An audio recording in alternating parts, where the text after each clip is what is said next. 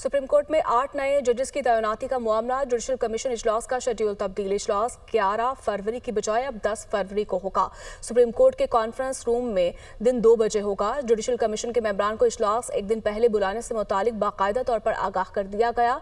Supreme court में 8 नए जजेस के लिए 5वां हाई कोर्ट्स के 5 सीनियर जजेस के नाम तलब कर लिए गए हैं। हसीब मलिक हमारे साथ मौजूद है। हसीब, बताइएगा तब्दीली की क्या वजह बताई जा रही है?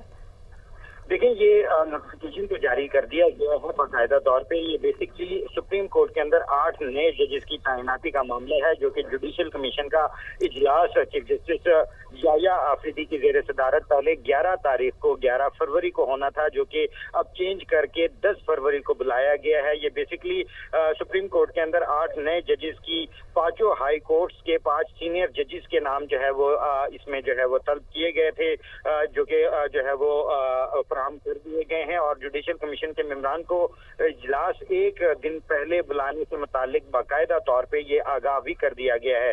जो इजलास है वो कॉन्फ्रेंस रूम नंबर 2 के अंदर होगा, जो कि चीफ जस्टिस याया आफरीदी की जेर सदारत होगा। बेसिकली 8 नए जजेस की तैनाती का ये मामला है, जिसके लिए ठीक है, 5 जजेस के नाम भी तलब किए गए हैं। बहुत शुक्रिया आपका।